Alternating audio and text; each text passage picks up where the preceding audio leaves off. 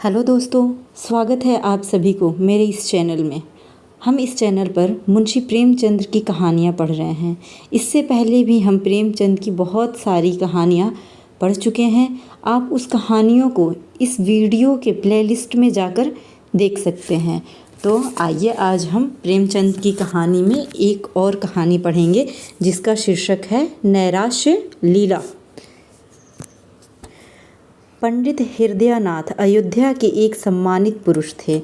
धनवान तो नहीं, लेकिन खाने पीने से खुश थे। कई मकान थे, उन्हें के किराए पर गुजर होता था। इधर किराए बढ़ गए थे, उन्हें अपनी सवारी भी रख ली थी। बहुत विचारशील आदमी थे, अच्छी शिक्षा पाई थी, संसार का काफ़ी तजुर्बा था, पर क्रियात्मक शक्ति से वर्चित थे। सब कुछ न जानते थे। समाज उनकी आंखों में एक भयंकर भूत का सा जिससे सदा डरना चाहिए। उसे ज़रा भी यह रुष्ट किया तो फिर जाने की खैर नहीं।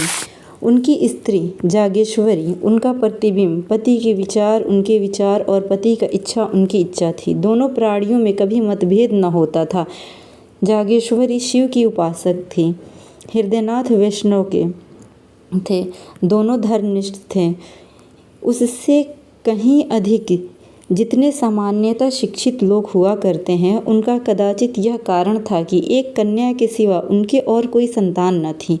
उसका विवाह 13 वर्ष में हो गया था और माता पिता की अब यही लालसा थी कि भगवान इसे पुत्रवती करे तो हम लोग नवासे के नाम अपना सब कुछ लिखाकर निश्चिंत हो जाएं।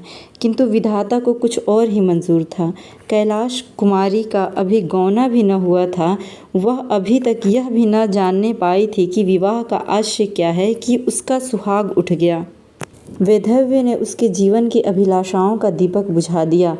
माता और पिता विलाप कर रहे थे, घर में कोहराम मचा हुआ था, पर कैलाश कुमारी भौचक्की हो होकर सबके मुंह की ओर ताकती थी। उसकी समझ में ये न आता था कि ये लोग रोते क्यों हैं।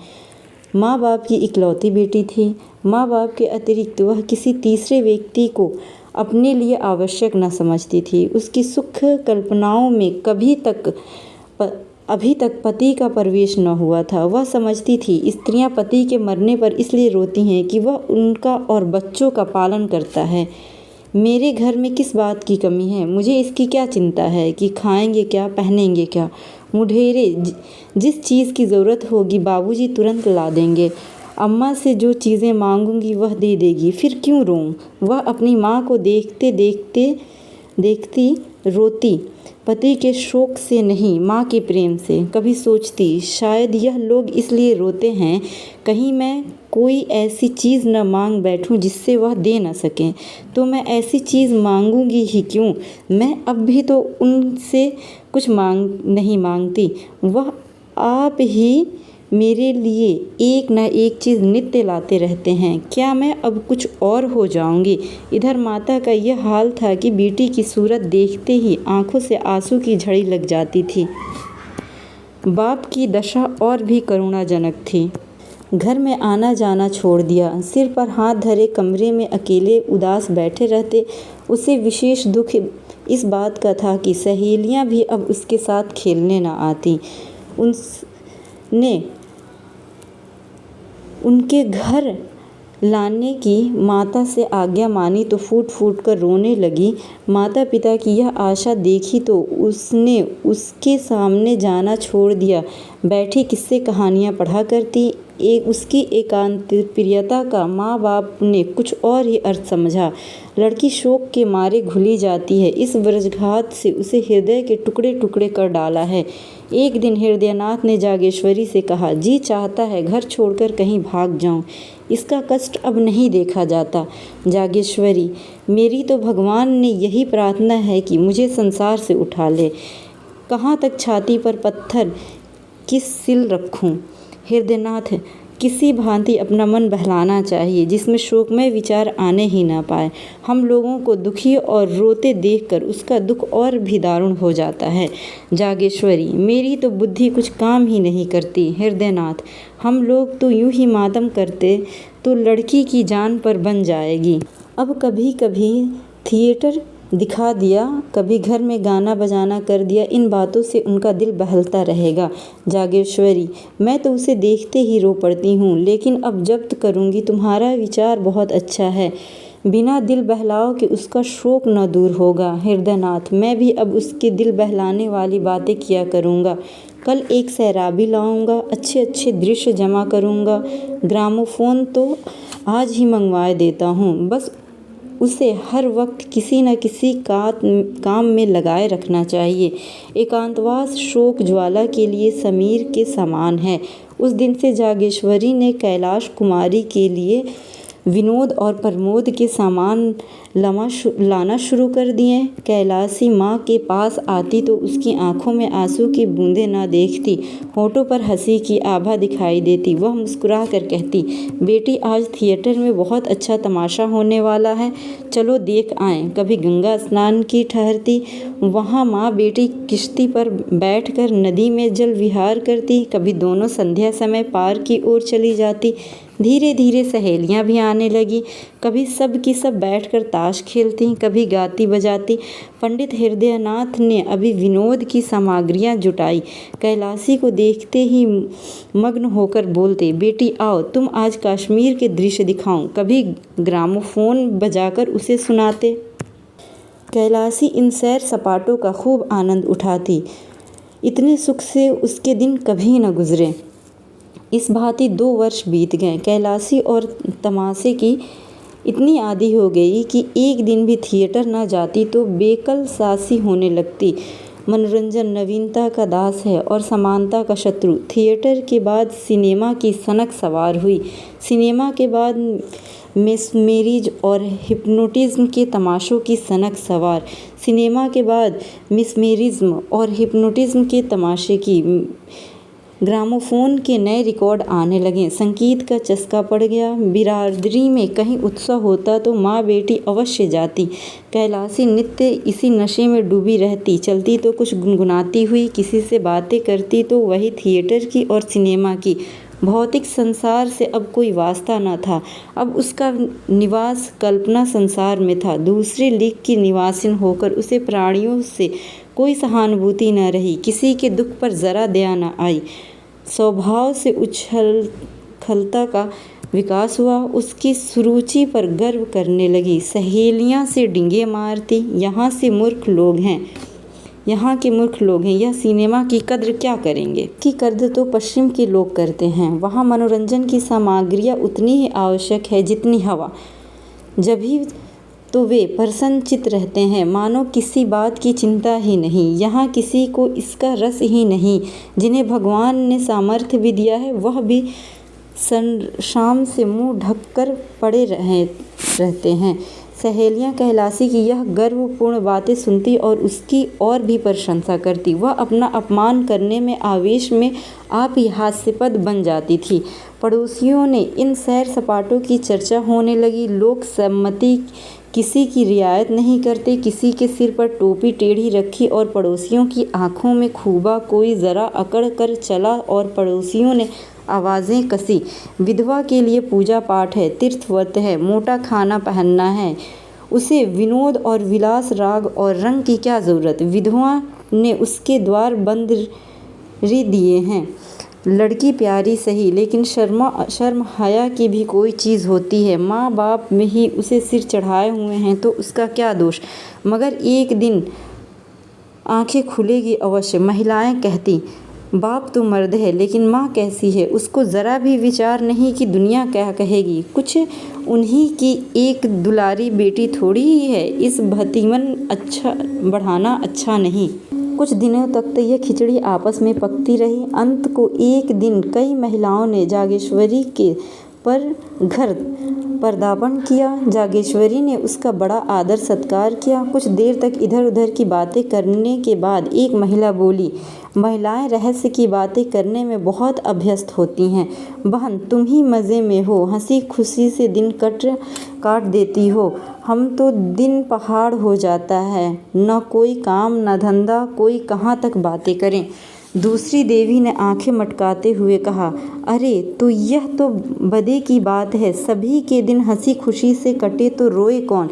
यहाँ तो सुबह से शाम तक चक्की चूल्हे से छुट्टी नहीं मिलती। किसी बच्चे को दस्त आ रहे हैं तो किसी को ज्वार चढ़ा हुआ है। कोई मिठाइयाँ की रट लगा रहा है तो कोई पैसे के लिए महान मत मचाए हुए है। दिन भर हाय हाय करते बीत जाता। सारे दिन कठपुतलियों की भांति नाचती रहती हूँ। तीसरी रमणी ने इस कथन का रहस्यमय भाव से विरोध किया। बदे की बात नहीं, वैसे दिल चाहिए। तुम्हें तो कोई राज सिंहासन पर बिठा दे तब भी तस्कीन न होगी, तब और भी हाय हाय करेगी।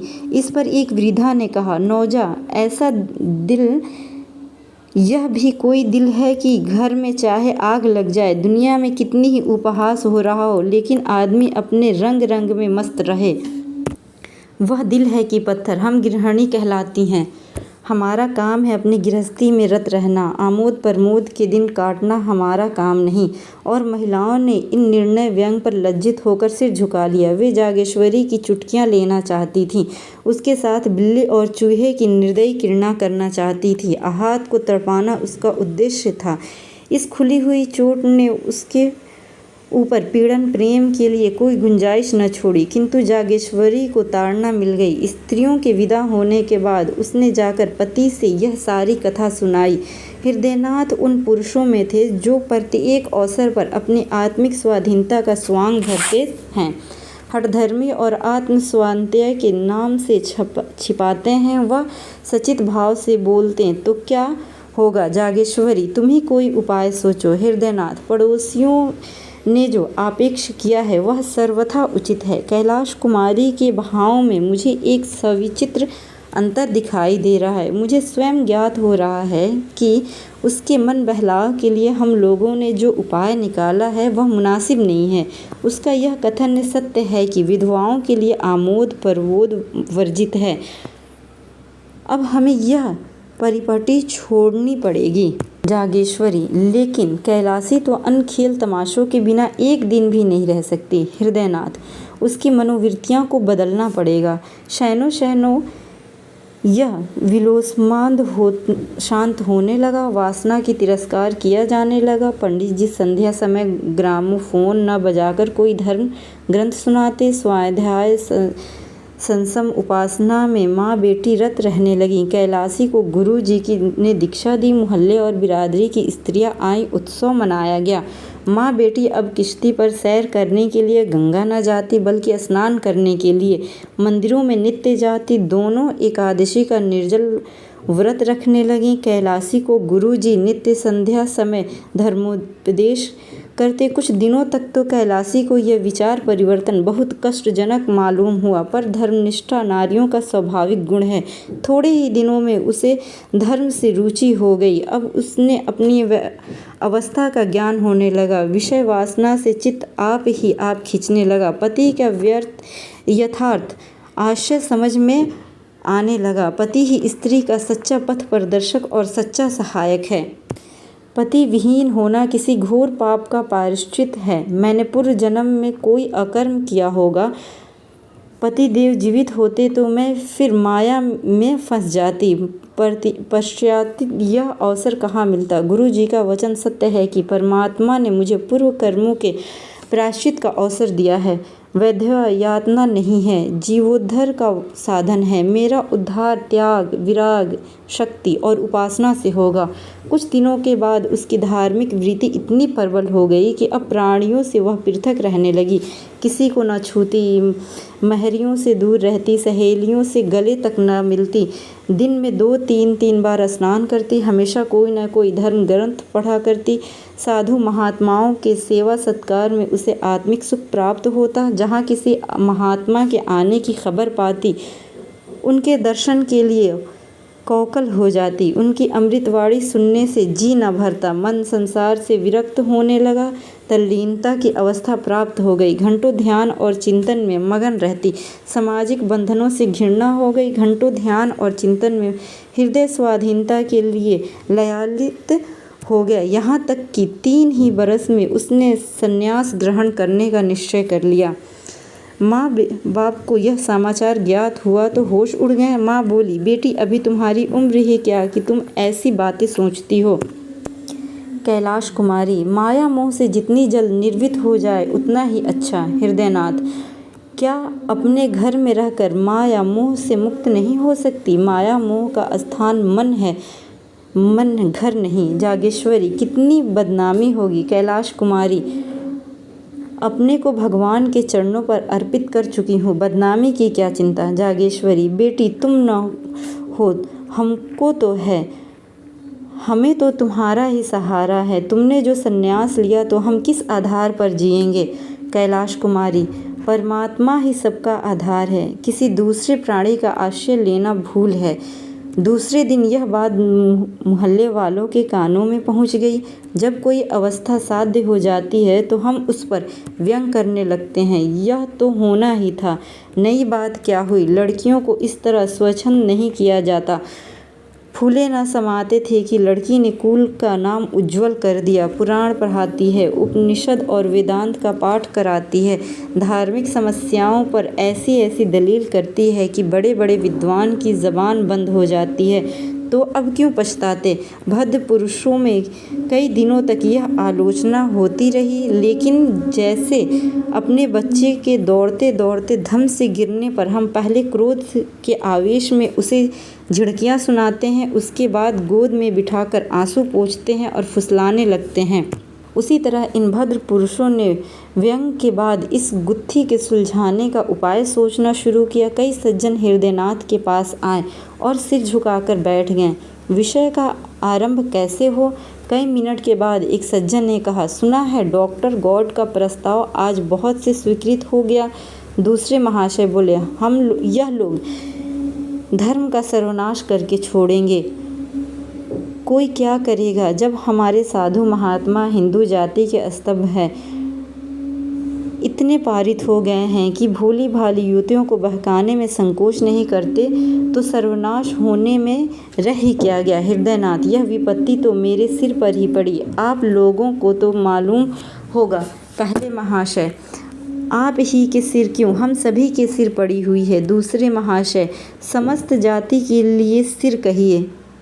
हृदयनाथ, उद्धार का कोई उपाय सोचिए। पहले महाशय, आपने समझाया नहीं। हृदयनाथ, समझा के हार गया, कुछ सुनती ही नहीं। तीसरे महाशय, पहले ही भूल हुई, इसे इस रास्ते पर उतरना ही नहीं चाहिए था। पहले महाशय, उस पर पछताने से क्या होगा, सिर पर जो पड़ी है उसका उपाय सोचना चाहिए। आपने समाचार पत्रों में देखा होगा, कुछ लोगों की सलाह है कि विधवाओं से अध्यापकों का काम लेना चाहिए। यद्यपि मैं इसे भी बहुत अच्छा नहीं समझता, पर सन्यासिनी बनने से तो कहीं अच्छा है। लड़की अपनी आँखों के सामने तो रहेगी। अभिप्राय केवल यही है कि कोई ऐसा काम न होना चाहिए जिसमें लड़की का मन लगे। किसी अवलंब के बिना मनुष्य को भटक जाने की शंका सदैव बनी रहती है। जिस घर में कोई नहीं रहता उसमें चमगादड़ बसेरा कर लेते हैं। दूसरे महाशय, सलाह तो अच्छी है, मोहल्ले की 10-5 कन्याएं पढ़ने के लिए बुला ली जाएं, उन्हें किताबें, गुड़िया आदि इनाम मिलता रहे तो बड़े शौक से आएंगी, लड़की का मन तो लग जाएगा। हृदयनाथ, देखना चाहिए, भरसक समझाऊंगा। जो ही यह लोग विदा हुए, हृदयनाथ ने कैलाश कुमारी के सामने यह तजवीज़ पेश की। कैलाशी को सुन्नत के उच्च पद के सामने अध्यापिका बनाना अपमानजनक जान पड़ता था। कहाँ वह महात्माओं का सत्संग पर यह पर्वत की गुफा, वह सुरमय प्राकृतिक दृश्य, वह हिम राशि की ज्ञानमय ज्योति, वह मानसरोवर और कैलाश की शुभ छटा, यह आत्मदर्शन की विशाल कल्पनाएं, और कहाँ बालिकाओं को चिड़ियों की भांति पढ़ाना। लेकिन हृदयनाथ कई दिनों तक लगातार सेवा धर्म का महात्म्य उसके हृदय पर अंकित करते रहे। सेवा ही वास्तविक संन्यास है। सन्यासी केवल अपनी मुक्ति का इच्छुक होता है। सेवा व्रतधारी अपने को परमार्थ की वेदी पर बलि दे देता है। इसका गौरव कहीं अधिक है। देखो, ऋषियों ने दधीची का जो यश है, हरिश्चंद्र की जो कृति है, सेवा त्याग है आदि, उन्होंने इस कथन की उपनिषदों और वेद मंत्रों से पुष्टि की, यहाँ तक कि धीरे धीरे कैलासी के विचारों में परिवर्तन होने लगा। पंडित जी ने मोहल्ले वालों की लड़कियों को एकत्र किया, पाठशाला का जन्म हो गया, नाना प्रकार के चित्र और खिलौने मंगाए। पंडित जी स्वयं कैलाश कुमारी के साथ लड़कियों को पढ़ाते, कन्याएं शौक से आती, उन्हें यह भी पढ़ाई खेल मालूम होता। थोड़े ही दिनों में पाठशाला की धूम हो गई, अन्य मोहल्लों की कन्याएं भी आने लगीं। कैलाश कुमारी की सेवा प्रवृत्ति दिनों दिन तीव्र होने लगी। दिन भर लड़कियों को लिए रहती, कभी पढ़ाती, कभी उनके साथ खेलती, कभी सीना पिरोना सिखाती। पाठशाला ने परिवार का रूप धारण कर लिया। कोई लड़की बीमार हो जाती तो तुरंत उसके घर जाती, उसकी सेवा शुश्रूषा करती, गाकर कहानियाँ सुना सुनाकर उसका दिल बहलाती। पाठशाला को खुले हुए साल भर हुआ था। एक लड़की को उससे वह बहुत प्रेम करती थी, चेचक निकल आई। कैलासी उसे देखने गई। माँ बाप ने बहुत मना किया पर उसने ना माना, कहा तुरंत लौट आऊँगी। लड़की की हालत ख़राब थी, यहाँ तो रोते रोते तालू सूखता था। कहाँ कैलासी को देखे ही सारे कष्ट भाग गए। कैलासी 1 घंटे तक वहाँ रही। लड़की बार बार उससे बातें करती रही, लेकिन जब वह चलने को उठी तभी लड़की ने रोना शुरू कर दिया। कैलासी मजबूर होकर बैठ गई। थोड़ी देर बाद वह फिर उठी तो लड़की की यह दशा हो गई। लड़की उसे किसी तरह छोड़ती ही न थी। सारा दिन गुजर गया, रात को भी लड़की को न जाने दिया। हृदयनाथ उसे बुलाने को बार बार आदमी भेजते, पर वह लड़की को छोड़ कर न जा सकती। उसे ऐसी शंका होती थी कि मैं यहाँ से चली और लड़की हाथ से गई। उसकी माँ विमाता थी, इससे कैलासी को उसके ममत्व पर विश्वास न होता था। इस प्रकार 3 दिन तक वहाँ रही। 8 पहर बालिका के सिरहाने बैठी पंखा झलती रही। बहुत थक जाती तो दीवार से पीठ टेक लेती। चौथे दिन लड़की की हालत कुछ संभलती हुई मालूम हुई तो वह अपने घर आई, मगर अभी स्नान भी न करने पाई थी कि आदमी पहुंचा। जल्द चलिए, लड़की रो रो कर जान दे रही है। हृदयनाथ ने कहा, कह दो अस्पताल से कोई नर्स बुला लें। कैलाश कुमारी, दादा आप व्यर्थ में झुझलाते हैं, उस बेचारी की जान बच जाए। मैं 3 दिन नहीं 30 महीने उसकी सेवा करने को तैयार हूँ। आखिर यह देह किस काम आएगी। हृदयनाथ, तो कन्याएं कैसे पढ़ेंगी। कैलाशी, 2-1 दिन में वो अच्छी हो जाएगी। दाने मुरझाने लगे हैं, तब तक आप लरा इन लड़कियों की देखभाल करते रहिए। हृदयनाथ, यह बीमारी छूत फैलाती है। कैलाशी हंसकर, मर जाऊंगी तो आपके सिर से एक विपत्ति टल जाएगी। यह कहकर उसने उधर की राह ली। भोजन की थाली परसी रह गई। तब हृदयनाथ ने जागेश्वरी से कहा, जान पड़ता है बहुत जल्द यह पाठशाला भी बंद करनी पड़ेगी। जागेश्वरी, बिना माझी के नाव पार लगाना बहुत कठिन है। जिधर हवा पाती है उधर बह जाती है। हृदयनाथ, जो रास्ता निकालता हूँ वही कुछ दिनों के बाद किसी दलदल में फंसा देता है। अब फिर बदनामी के समान होते नजर आ रहे हैं। लोग कहेंगे लड़की दूसरे के घर जाती है और कई दिन पड़ी रहती है। क्या करूं? कह दूं लड़कियों को ना पढ़ाया करूं। जागेश्वरी, इसके सिवा और हो क्या सकता है। कैलाश कुमारी 2 दिन बाद लौटी तो हृदयनाथ ने पाठशाला बंद कर देने की समस्या उसके सामने रखी। कैलाशी ने तीव्र स्वर में कहा, अगर आपको बदनामी का इतना भय हो तो मुझे विष दे दीजिए। इसके सिवा बदनामी से बचने का कोई और उपाय नहीं है। हृदयनाथ, बेटी संसार में रहकर तो संसार की करनी पड़ेगी। कैलाशी, तो कुछ मालूम भी तो हो कि संसार मुझसे क्या चाहता है। मुझ में जीव है, चेतना है, जड़ क्यों कर बन जाऊं। मुझसे यह नहीं हो सकता कि अपने को अभागन दुखिया समझूं और एक टुकड़ा रोटी खाकर पड़ी रहूं। ऐसा क्या करूं? संसार मुझे जो चाहे समझे, मैं अपने को अभागिनी नहीं समझती।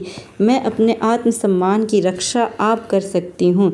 मैं इसे घोर अपमान समझती हूँ कि पग पग पर मुझ पर शंका की जाए। नित्य कोई चरवाहों की भांति मेरे पीछे लाठी लिए घूमता रहे कि किसी खेत में न जाए बढ़ूं। यह दशा मेरे लिए असहाय है। यह कहकर कैलाश कुमारी वहाँ से चली गई। कहीं मुँह से अनर्गल शब्द न निकल पड़े। इधर कुछ दिनों से उसे अपनी बेकसी का यथार्थ ज्ञान होने लगा था। स्त्री पुरुष की अतील अधीन है, मानो स्त्री को विधवा के लिए बनाया है कि पुरुष के अधीन रह। यह सोचकर वह समाज के अत्याचार पर दांत पीसने लगती थी। पाठशाला को दूसरे दिन बंद हो गई, किंतु उसी दिन कैलाश कुमारी को पुरुषों से जलन होने लगी। जिस सुख भोग से प्रारंभ हमें वंचित कर देता है, उससे हमें द्वेष हो जाता है। गरीब आदमी इसलिए तो अमीर से जलता है और धन की निंदा करता है। कैलाशी बार बार झुंझलाती कि स्त्री क्यों पुरुष पर इतनी अवलंबित है, पुरुषार्थ क्यों स्त्री के भाग्य का विधायक है, स्त्री क्यों नित्य पुरुषों का आश्रय चाहे, उनका मुंह ताके। इसलिए ना कि स्त्री में अभिमान नहीं है, आत्मसम्मान नहीं है, नारी हृदय के कोमल भाव। उसे कुत्ते का दुम हिलाना मालूम होने लगा। प्रेम कैसा, यह सब ढोंग है। स्त्री पुरुष के अधीन है, उसकी खुशामद न करे, सेवा न करे, उसका निर्वाह कैसे हो। एक दिन उसने अपने बाल गूंथे और जूड़े में एक गुलाब का फूल लगा लिया। माँ ने देखा तो होंठ से जीभ दबा ली। महारियों ने छाती पर हाथ रखे। इसी तरह एक दिन उसे रंगीन रेशमी साड़ी पहन ली। पड़ोसियों ने इस पर खूब आलोचनाएं हुई। उसने एकादशी का व्रत रखना छोड़ दिया, जो पिछले 8 वर्ष से रखी आई थी। कंघी और आईने को वह त्याज्य न समझती थी। सहालक के दिन आए, नित्य परती उसके द्वार पर से बारातें निकलती। मोहल्ले की स्त्रियां अपनी अटारियों पर खड़ी होकर देखती। वर के रंग रूप आकार प्रकार पर टिकाए होती। जागेश्वरी ने भी बिना एक आंख देखे रहा न जाता, लेकिन कैलाश कुमारी कभी भूल कर भी इन जुलूसों को न देखती। कोई बारात या विवाह की बात चलाता तो वह मुंह फेर लेती। उसकी दृष्टि में वह विवाह नहीं, भोली भाली कन्याओं का शिकार था। बारातों को वह शिकारियों के कुत्ते समझती थी। यह विवाह नहीं, बलिदान है। तीज का व्रत आया, घरों की सफाई होने लगी। रमणियां इस व्रत को तैयारियां करने लगी। जागेश्वरी ने भी व्रत का सामान लिया, नई नई साड़ियाँ बनवाई। कैलाश कुमारी के ससुराल से इस अवसर पर कपड़े, मिठाइयाँ और खिलौने आया करते थे। अबकी भी आए। वह विवाहिता स्त्रियों का व्रत है, इसका फल भी पति का कल्याण। विधवाएं भी इस व्रत का यथोचित रीति से पालन करती थी। उसका संबंध शारीरिक नहीं वरन आध्यात्मिक होता है। इसका इस जीवन के साथ अंत नहीं होता, अनंत काल तक जीवित रहता है। कैलाश कुमारी अब तक यह व्रत रखती आई थी। अब उसने निश्चय किया, मैं व्रत न रखूंगी। माँ ने तो माथा ठोक लिया, बोली, बेटी यह व्रत रखना धर्म है। कैलाश कुमारी, पुरुष भी स्त्रियों के लिए कोई व्रत रखते हैं। जागेश्वरी, मर्दों में इसकी प्रथा नहीं है। कैलाश कुमारी, इसलिए ना कि पुरुषों की जान उतनी प्यारी नहीं होती जितनी स्त्रियों को पुरुषों की जान। जागेश्वरी, स्त्रियां पुरुषों की बराबरी कैसे कर सकती हैं? उनका तो धर्म है अपने पुरुष की सेवा करना। कैलाश कुमारी, मैं अपना धर्म नहीं समझती। मेरे लिए अपनी आत्मा की रक्षा के सिवा और कोई धर्म नहीं। जागेश्वरी, बेटी गजब हो जाएगा, दुनिया क्या कहेगी? कैलाश कुमारी, फिर वही दुनिया। अपनी आत्मा के सिवा मुझे किसी का भय नहीं। हृदयनाथ ने जागेश्वरी से यह बातें सुनी तो चिंता सारण में डूब गए। इस बात का क्या आशय? क्या आत्मसम्मान को भाव जागृत हुआ है या नैराश्य की क्रूर कीड़ा है? धनहीन प्राणी को जब कष्ट निवारण का कोई उपाय नहीं रह जाता तो वह लज्जा को त्याग देता। निसंदेह नैराश्य ने यह भीषण रूप धारण किया। सामान्य दशाओं में नैराश्य अपने यथार्थ रूप में आता है, पर गर्वशील प्राणियों में यह परिमार्जित रूप से ग्रहण कर लेता। यहाँ पर हृदयगत कोमल भावों को अपहरण कर लेता है, चरित्र में अस्वाभाविक विकास उत्पन्न कर देता है। मनुष्य लोक लाज, उपवास्य और उपहास की ओर से उदासीन हो जाता है। नैतिक बंधन टूट जाते हैं। यह नैराश्य की अंतिम अवस्था है। हृदयनाथ इन्हीं विचारों में मग्न थे कि जागेश्वरी ने कहा, अब क्या करना होगा? जागेश्वरी, कोई उपाय है? हृदयनाथ, बस एक ही उपाय है, पर उससे ज़बान पर नहीं ला सकता। तो आपको ये कहानी कैसी लगी आप मुझे कमेंट करके ज़रूर बताएं। कहानी अच्छी लगे तो वीडियो को लाइक करें, शेयर करें, चैनल को सब्सक्राइब करें। धन्यवाद।